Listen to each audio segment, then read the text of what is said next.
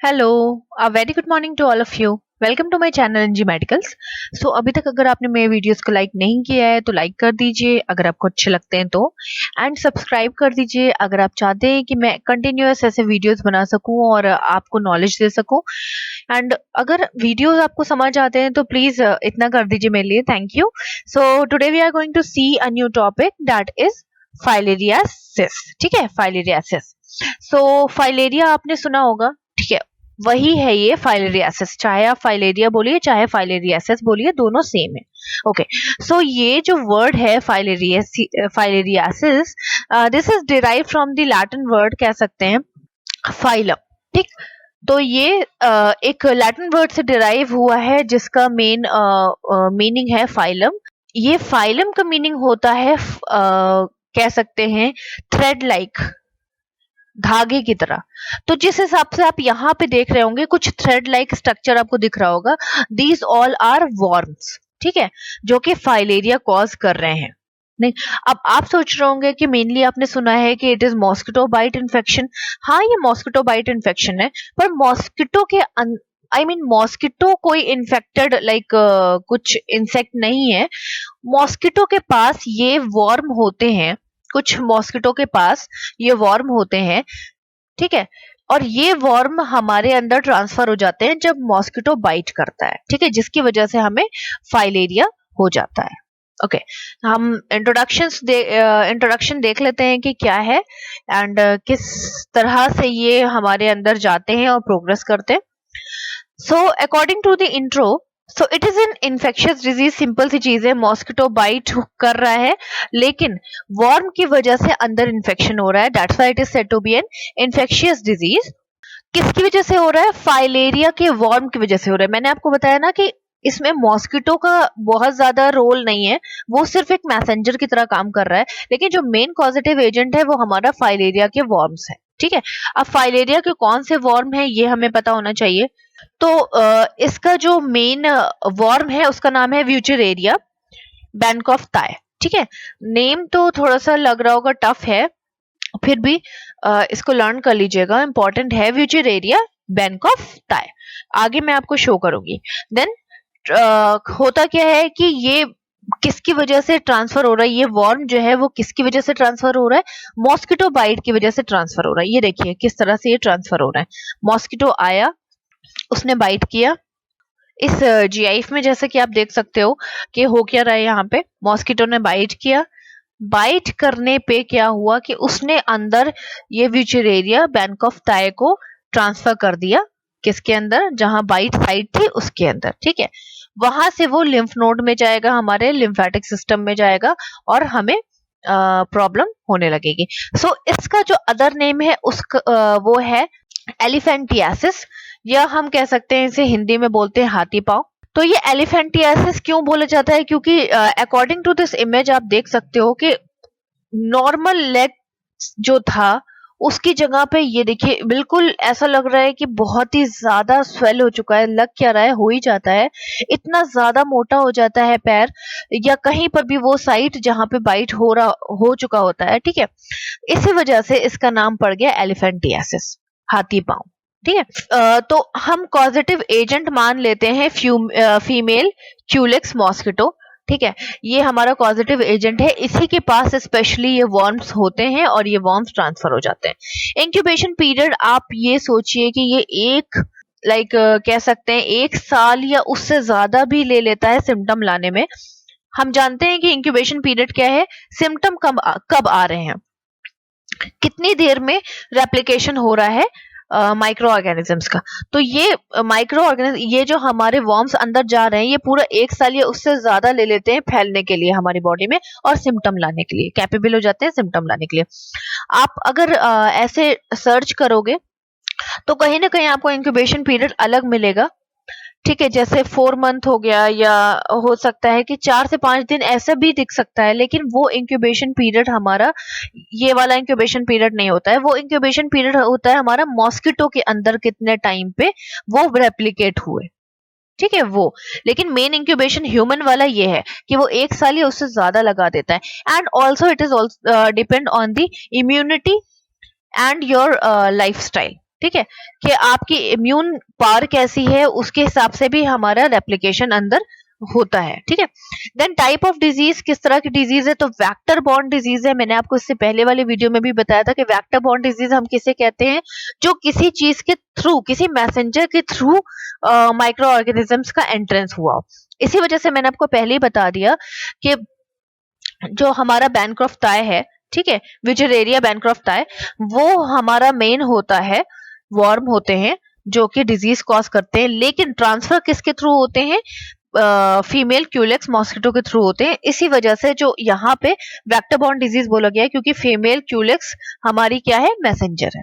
Okay, definition देख लेते हैं। मॉस्किटो बॉर्न डिजीज जो है वो हमारी फीमेल, मैं आपको बता, फाइलेरिया पैरासाइट से होती है, जिसका मेन नेम क्या है, विचेरेरिया बैनक्रॉफ्ट टाई है, ठीक है, या मलाय। ठीक, अच्छा, ये विचेरेरिया मेन कह सकते हैं कि दादाजी हैं, और उनके पोते पोती या बेटे कह सकते हैं बैनक्रॉफ्ट टाई और मलाय हैं। ठीक है, क्लिनिकली कैरेक्टराइज्ड बाय दी हाथी पांव या elephantiasis. Now we are going to see the cycle. तो साइकिल बहुत इंपॉर्टेंट है इसकी। सबसे पहले यहाँ पे आप देख सकते हो हुआ क्या है, मॉस्किटो बाइट हुआ है।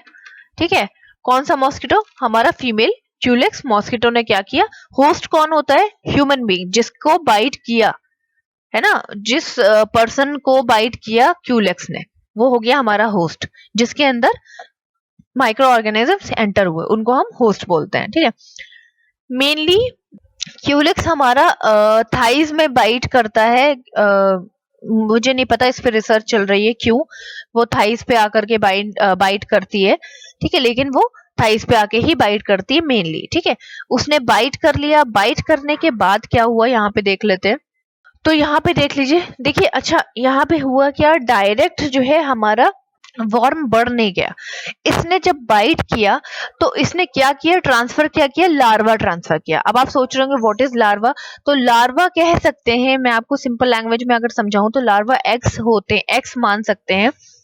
तो अगर विचरेरिया बैनक्रॉफ्ट टाई की बात करें तो इनके जो एग्स होते हैं वो ट्रांसफर करती है कौन, फीमेल क्यूलेक्स, किसके अंदर, लिम्फेटिक नोड्स के अंदर। ये देखिए, लिम्फ, हमारी पूरी बॉडी में लिम्फ होते हैं, मैं आपको हर बार बताती हूँ।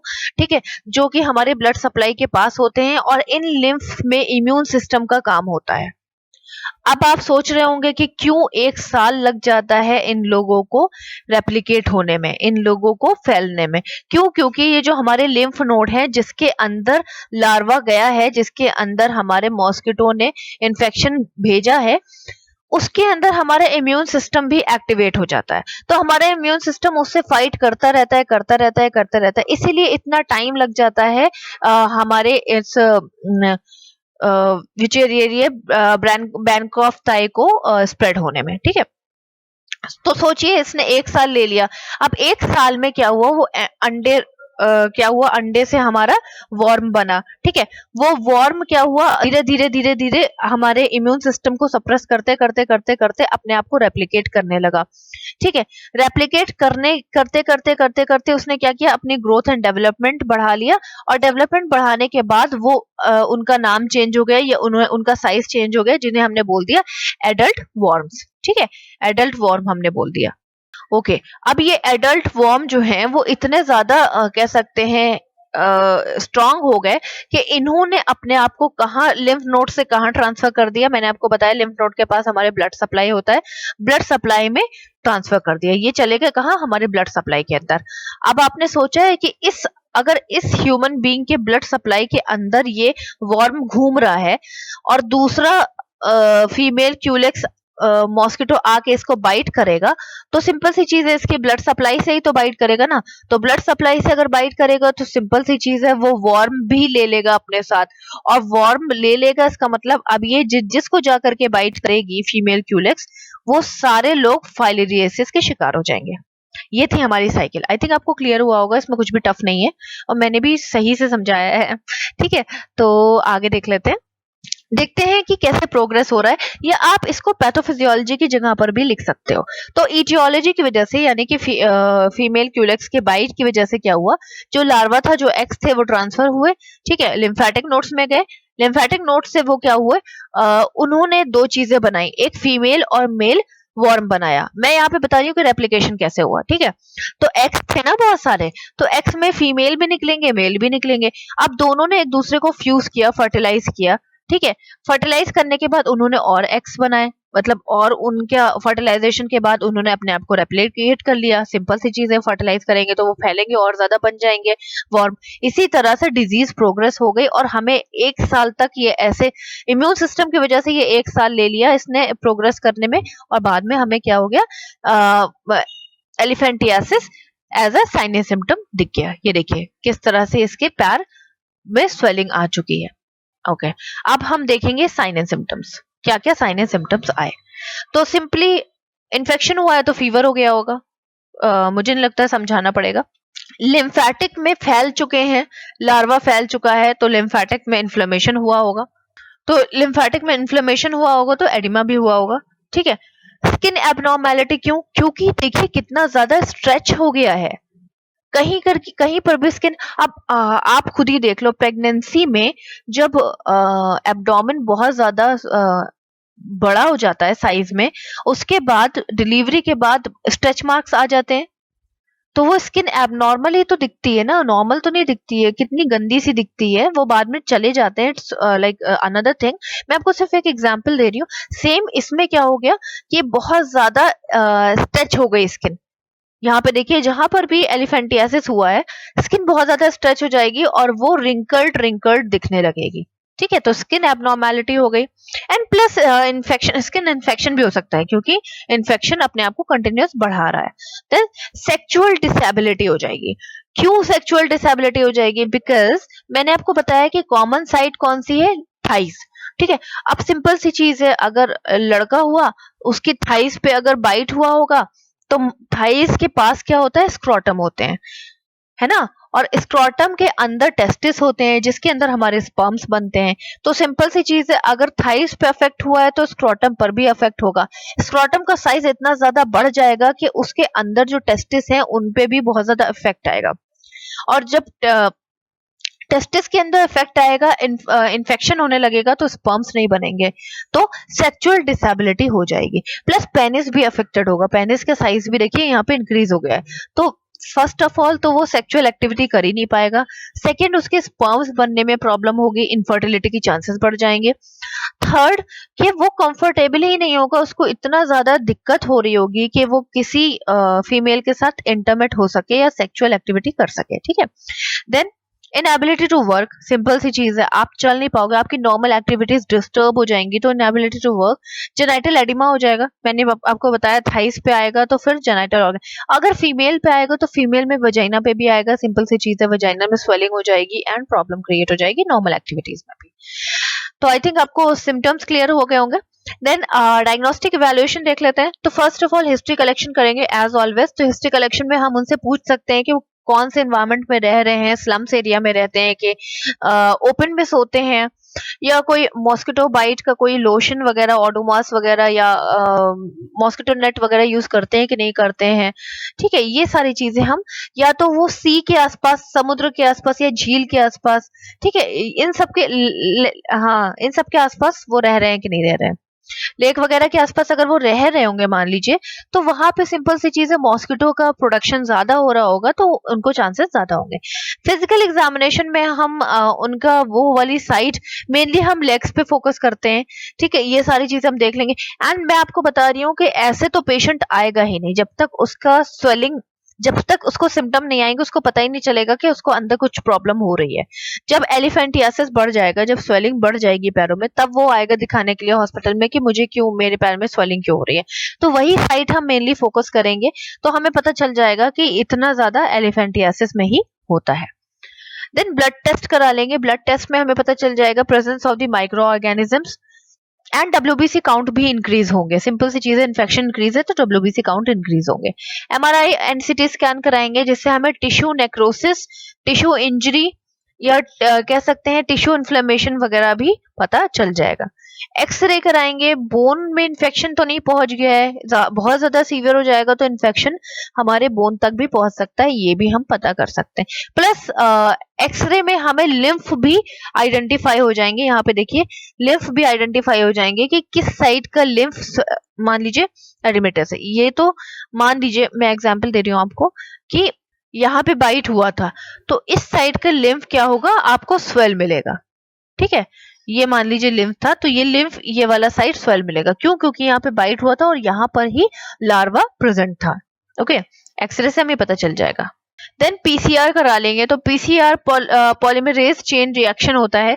इसमें मेनली हम एंटीजेंस पता करते हैं कि एंटीजन किस टाइप के एंटीजन है, प्रोटीन एंटीजन है या किस तरह के एंटीजन है, ज्यादा डेंजरस है, कम डेंजरस है, ये सारी चीजें हम पीसीआर से आइडेंटिफाई कर लेते हैं with the help of the taking of the blood sample लेके हम उसमें आइडेंटिफाई करते हैं।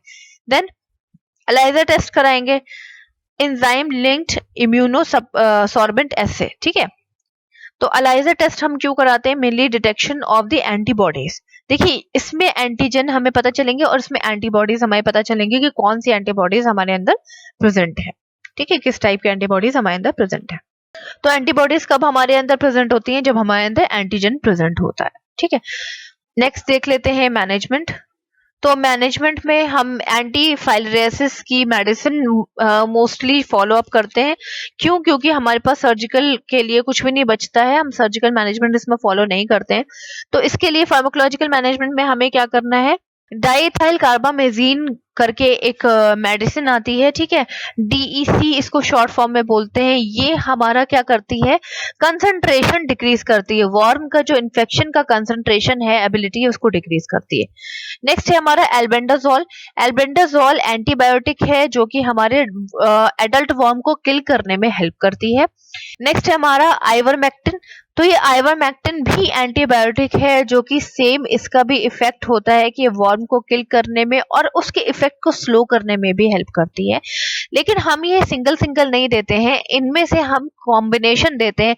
या तो हम डाइथाइल कार्बामेजीन और एल्बेंडाजोल का कॉम्बिनेशन देंगे, या तो हम एवरमेक्टिन और एल्बेंडाजोल का कॉम्बिनेशन देंगे, या तो इन दोनों का कॉम्बिनेशन देंगे या तो इन दोनों का कॉम्बिनेशन देंगे, जिससे कि हमारा जो एडल्ट वर्म है उसका इफेक्ट भी कम हो, उसका रेप्लिकेशन भी कम हो और उसका जो कंसंट्रेशन है इन्फेक्शन फैलाने का वो भी रिड्यूस हो जाए।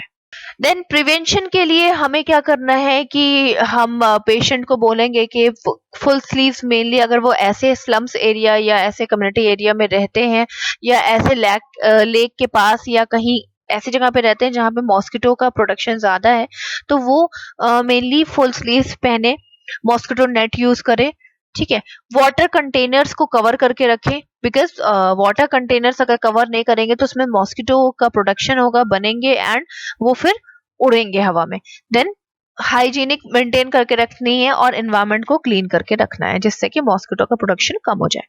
देन कॉम्प्लिकेशंस क्या क्या हो सकते हैं? Bacterial infection, skin infection mainly हो सकता है क्योंकि लिम्फ में इन्फेक्शन फैल चुका है, ब्लड में फैल चुका है, तो स्किन में आने में टाइम नहीं लगेगा। थिकनिंग ऑफ द स्किन या hardening of the skin, skin की एबनॉर्मेलिटी शो होने लगेगी जिस जगह पे इन्फेक्शन फैला होगा। सेक्सुअल डिसेबिलिटी मैं आपको ऑलरेडी एक्सप्लेन कर चुकी हूँ। नर्सिंग मैनेजमेंट में मेनली हम उनके बोलेंगे कि ओपन में वो अवॉइड करें कि उन्हें नहीं सोना है। मॉस्किटो लोशंस यूज करें, फॉर एग्जांपल हमारा ओडोमॉस हो गया, Odomos is like most common mosquito lotion, और भी आते हैं। देन फॉलो अप एडवाइस, जो भी मेडिकेशन फॉलो करने के लिए बोली है वो उनको टाइमली लेना है। पर्सनल हाइजीन के लिए भी हेल्थ एजुकेशन देनी है कि वो अपनी पर्सनल हाइजीन मेंटेन करके रखें। ठीक है, आसपास के एनवायरनमेंट को क्लीन करके रखें। साइकोलॉजिकल सपोर्ट तब देंगे जब उनको फाइलिरियासिस या कह सकते हैं कि सिम्टम्स आ जाएंगे और वो बहुत ज्यादा प्रॉब्लमेटिक सिचुएशन में होंगे, क्योंकि वो अपनी नॉर्मल एक्टिविटीज नहीं कर पाएंगे, उनको प्रॉब्लम क्रिएट होगी, वो सेक्सुअल एक्टिविटीज नहीं कर पाएंगे, वो मेंटली डिस्टर्ब हो जाएंगे, तो हमें साइकोलॉजिकल सपोर्ट देना है। देन लिम्ब जहां पे कट हुआ है और जिस एरिया में इन्फेक्शन है उसको क्लीन रखना है। ठीक है, अदर माइक्रो ऑर्गेनिजम्स को अटैक से बचाना है, एंटी सेप्टिक लोशंस यूज करने हैं। कट्स देखना है, कहीं एब्सेस तो नहीं, वो कट की जगह पे कहीं एब्सेस तो नहीं हो गया है, ठीक है, पस फॉर्मेशन वगैरह तो नहीं हो गया है। देन ये सारी चीजें देखनी है, क्रीम वगैरह यूज करनी है, ठीक, जो भी क्रीम प्रिस्क्राइब करता है डॉक्टर, वो क्रीम्स वगैरह यूज करनी है इन्फ्लेमेशन इन्फेक्शन को कम करने के लिए। So this is all about filariasis. I think आपको क्लियर हुआ होगा, बहुत छोटा सा टॉपिक है एंड सिंपल टॉपिक है। अगर क्लियर नहीं है, you can ask me in a comment box. Thank you so much, have a nice day, bye bye.